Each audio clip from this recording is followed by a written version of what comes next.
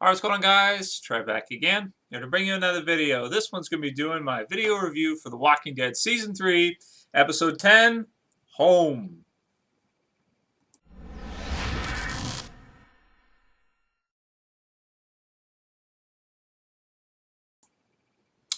Alright, so this review will contain spoilers. If any of you haven't seen the episode yet, please don't make me be the one to spoil it for you. This was one of the best episodes of The Walking Dead ever. I mean, the show has just, oh man, this was so exciting. And not only was the ending of it so exciting, but we got good character development out of it too. You know, things that we were talking about earlier on in the season, sort of in the comments and that with you guys. About, Rick not dealing with the whole Lori death thing, not coping with it, all these things. We're finally getting to see even more of that. It started in the last episode, Suicide King at the end of that one, and here, obviously, we just continue through. The bitch is back. The bitch is back, and she will not go away. She just won't go away. And as we know now, obviously it was Sarah Wayne Callies who was playing Lori. Just for some reason in the lighting last week, it just didn't look like it to me anyway. But I was wrong. It's definitely her, obviously. And this episode we get to see a little bit more of that. At the beginning, start off, Rick sort of lost in La La Land, following her, even though she's not really there. The whole haunted by her ghost type of thing.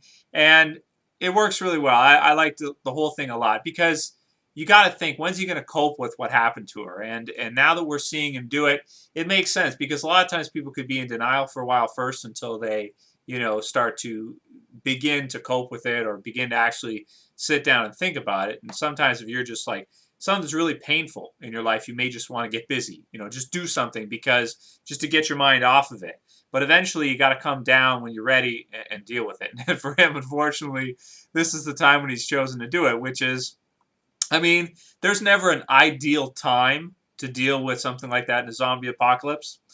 But this is probably the worst time. I think maybe one of the worst times in the entire show from what we've seen. Well, they've always been in danger, so I can't really say that. But you guys understand what I'm saying. It's one of the the worst times. So, but anyway, the bitch is back. She won't go away. Hopefully, I've had enough of it. We get it, the whole Lori thing.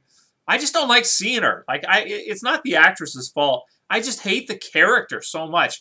I mean, she's the biggest bitch in anything ever. I mean, she's just awful. I hate her. I hate seeing her. The white dress, the whole look, whatever, the sound in the background, it doesn't fix it for me. It doesn't make it better. I still hate her guts. Can't get over that. So, hopefully we've seen a good number of it. I like it. It's good, but I hope they don't overdo it. I hope that's it, and she doesn't come back, and she's gone for good now. He's coped with it. He's dealing with it, whatever. He's seeing hallucinations. He's haunted by her ghost. Okay, have her be gone now. Yeah, so that's the beginning. Now, I will say that I was off on this episode with my predictions so bad. So bad. This was one of the episodes that I was the furthest off in predictions of almost any in the whole series. I mean, I thought that the episode description was that Rick goes and searches for a lost friend. And I mean, that was so misleading, because a lost friend is first of all, Lori's not really just Rick's friend. I mean, you certainly wouldn't refer to her as a friend, okay? Second of all, he doesn't really go off. He's just walking around the prison, walking around the fence, just aimlessly, whatever. So he's not really searching for Daryl or going to find Merle or anything like that. Or not Merle, sorry, Morgan or anything like that. So I figured it was going to be called Home, and Rick going searching for the lost friend was referring to Rick going to back to his hometown to try to find Morgan, maybe some guns or supplies or something, and that would be what this episode's about. But Home actually was referring to the prison because their home at this point in time was attacked like crazy. And we'll get to that in a bit. Let's do it in sequential order. Okay, so Lori's a bitch. We all know that. Hopefully she goes away soon. Yeah, we've been hoping for that the whole series. I did like the way they used it, but she needs to go away now for good. And just let's not deal with it anymore. The governor telling Andrea that she's got to be in charge. Well, maybe that's because, all the manpower is leaving to go attack these people brutally. But also him lying to her, saying that he's not going to do it. And right away, as soon as I heard, I'm like, yeah, right, whatever. You're what? You're not? Bullshit. Of course you are. So yeah, there was that. Then we see the scene with Milton, which was kind of funny after when Andrea questioned him, and he's like, what is he counting and checking his blood pressure? Is that what he's doing? Oh my gosh, oh terrible. And I'm a nerd. Jesus, what is that guy? Anyway, okay, so there's that. You go on from there. You're just wondering. At this point, I was wondering, I'm like, where's Rick? Hasn't he come back by now? Like, how long has he been? Like, what is he doing? And of course, he's still wandering around outside. You've got Glenn, you've got Herschel. They're arguing about what to do. Rick's not there to make a firm decision. What happened to Tyrese's group? We don't know. Maybe they're chilling somewhere in the prison, or maybe they left and they'll come back. I don't know. Are they still there? Maybe, I don't know. We could talk about that. Maybe something to talk about in the comments. Where do you think Tyrese's group went? Are they still at the prison? Are they inside? Are they gone? What's going on with that? Because that's kind of interesting, because they just kind of like disappeared in this episode. We didn't even see them once. So maybe they're off in some other part of the prison, or they've left and are nearby, and we'll hear the gunshots and come back maybe to help out. So it could be. Yeah, so we get a good scene between Carol and Axel, and you start to think that, oh man, you know, maybe they're gonna hook up or something. And I do think that they make a better couple than Daryl and Carol. It's just, even though their names rhyme, Daryl and Carol, just the age difference, and I don't know, it just doesn't work. But Axel, yeah, whatever. He can take what he can get, so that would make sense between them two. Then we cut over to Merle and Daryl on the bridge, which I thought was really, really cool. Again, totally was wrong with my predictions. Completely. But yeah, so Daryl, you know, they hear the crying baby and everything. Daryl can't help it. He's got to help. And he has what is, okay, my favorite zombie kill of all time. Right here. Absolutely. Not just zombie kill of the week. This is zombie kill of the entire series. He kills the walker using the back trunk door. So he pulls the walker back, and he uses the trunk to smash the walker's head.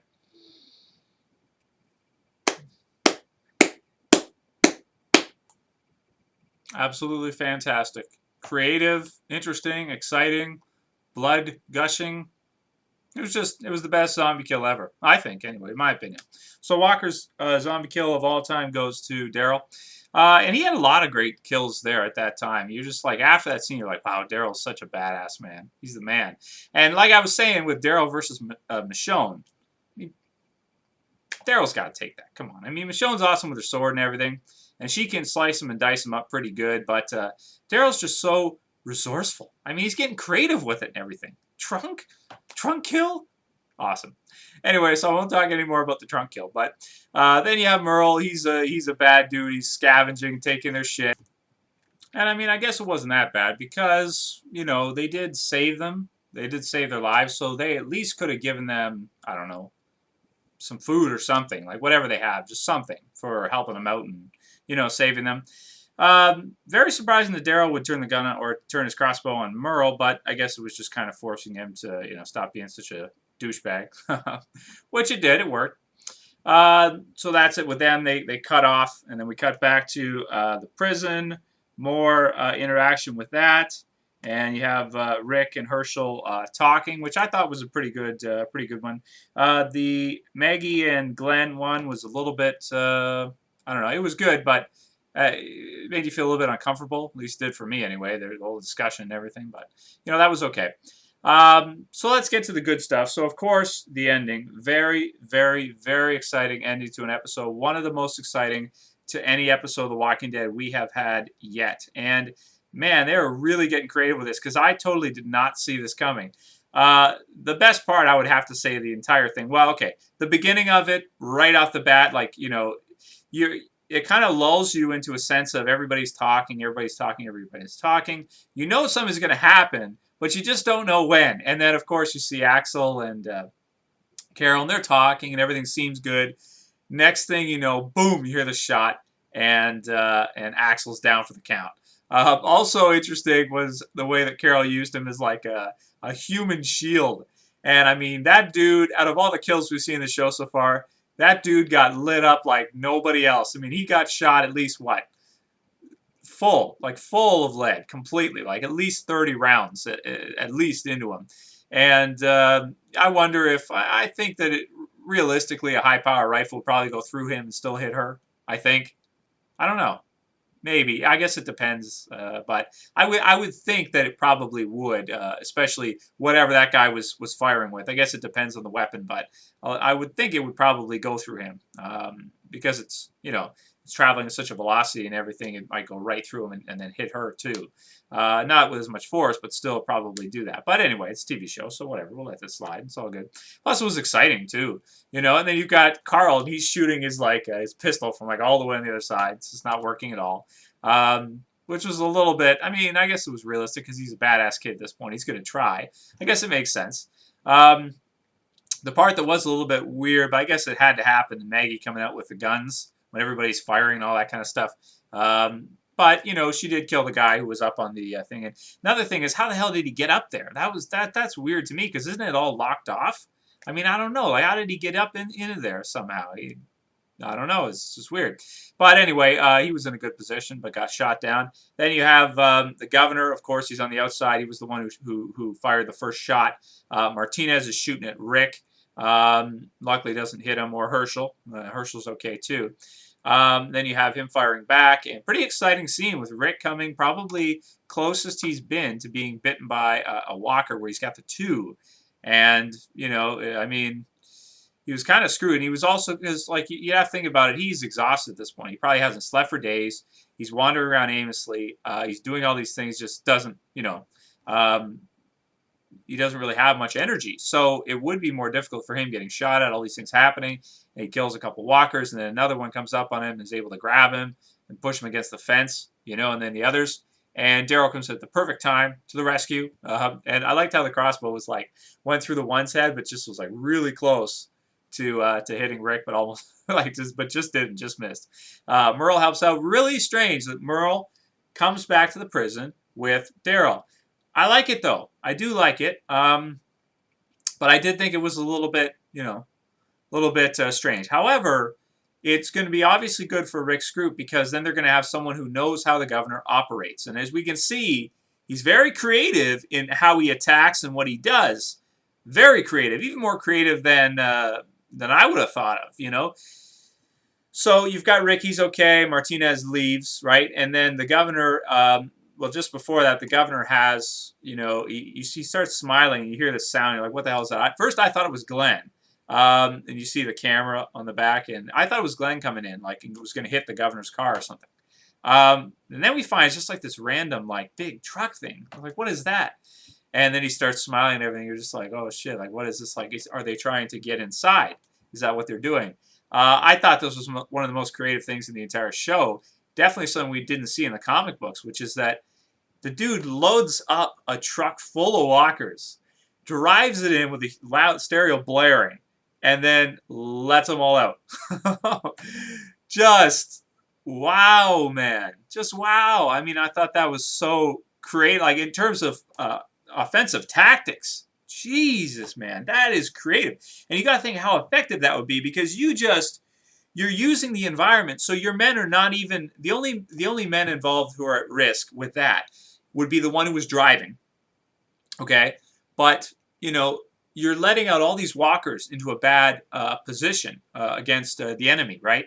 So then they're going to come out, and there's going to be 20 in the truck or whatever, or 10 or 15, let's say. I think they could probably pile them in. If they throw some food in there, get all the walkers to just pile in, because they would just pile on top of each other, right up, because they're senseless, right? So you could fit maybe 20 in there, let's say, if they really pile up on top of each other, you could.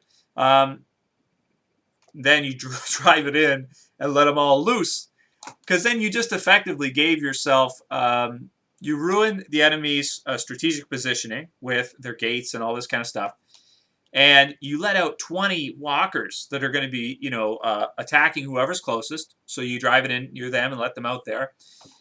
I mean, man, so they would be distracted with that, and then you have the guys on the outside shooting. Wow, man, that's just the ultimate. That's really brilliant. I mean, that's almost as good as a goddamn tank. Not quite, but almost. It's definitely very creative. So that surprised me. I did not see that coming, and not something we've seen in the comic books ever either. That was That was a new level of creativity in The Walking Dead, I think, personally. So you got that. Then, of course, the weirdest part is that the governor packs up and leaves after. He leaves with them, he looks at his work, and he shoots around, and then he just leaves. Almost as if he's playing games with them, like he enjoys it, like he doesn't really want to finish him off just yet. He wants to kind of leave and work them down or whatever, let the walkers do the work, and then maybe come back another time. I mean, it does work. Okay, so in one sense, he probably from our perspective, he should have stayed. Obviously, we know that because the walkers were attacking everyone inside, right? He had them surrounded, right? He had all of his men in good positions and lots of guns. If they would have stayed, they would have killed. That's it. This would have been over. They would have killed all of Rick's group. They may have lost a couple guys, but they would have put them in a position where they're done. Essentially, the prison would belong to the governor, and everyone in Rick's group will be dead at this point. The only thing, though, is that the walkers would also, when they advance, the walkers would turn on them and come back to them. So I guess just from a strategy perspective, it also makes sense that maybe he would just dump the walkers on them after they've been, fired on enough, kill as many as he can, and let the walkers do the rest. I guess it makes sense because it would be chaos. So, obviously, he can't kill everybody in Rick's group now because then the show would be over and there'd be nothing more to do. That'd be it. So that does feel a little contrived because he did seem like he had the upper hand and everything was perfect because you got Hershey's on the ground there. You've got all the other characters. The walkers are coming towards them. They don't even see the governor on the outside. Rick's over here. You got Martinez there and the walkers near there. You got more. I guess though, to be fair, it does make sense because if the stereo was on that loud and you've got walkers following the truck or the van, right? He would want to get out of there before more walkers arrive because the sound of all the guns and everything would bring tons more walkers in because the place was being lit up. Everybody was firing all over the place. Then you've got the stereo with a big crash of the van coming through. You got all these things. I guess it would make sense for him to want to get the hell out of there because there'd be so many walkers coming in. It'd be like a herd from all the sound around, right? So from that perspective, I guess it does make sense. But obviously from ours that we could see, if he would have stayed another 10 minutes maybe, he probably could have killed most of the group and had that been it. But then we wouldn't have a show. So that was that. So I think overall this was one of my favorite episodes of the season. One of the most exciting. Probably either the most exciting or one of the most exciting endings to any episode of The Walking Dead. As exciting as the season finale, anything like that. This does it justice. I mean, you got a kill with Axel dying. You got a couple members of the governor's group dying. It was dope, man. It was dope. And in terms of a score, I'm going to give it a 9 out of 10. I would give it a 10, but there's a few little things here. There was a little bit slow early on. There was a couple pieces of dialogue there that I wasn't too fond of. The whole thing with Maggie in this episode, she wasn't great. I mean, I guess she would be in that kind of state of mind, but it's kind of messed up, and I don't know. It fits with the zombie apocalypse, obviously, in her situation. She does feel, or she does kind of, when we're watching, seem like she should be feeling that way. But there's just a few little things in the episode I think that weren't the greatest. However, the ending was, oh man, the ending was really, really exciting. Came out of nowhere, hits you just like that. You're wondering what they're doing, and then boom, out of nowhere. Definitely a must-watch episode of The Walking Dead. Home was way off my predictions, but I'm glad I was because that's the thing about the show is it's very unpredictable. You can't really predict what's going to happen next, and the war has begun. That's pretty much all I got to say about it. Let me know what you guys thought about the episode. I thought it was stellar, man. Just awesome episode. Anyway, let's talk about the comments. Let's talk about possibly where's Tyrese's group. How do you feel about the Axel death? And what did you think about the governor's whole attack strategy-wise? I thought it was brilliant, but he could have stayed a little longer. That's it for this video, guys. We'll see you for the next one. This is Trev saying peace.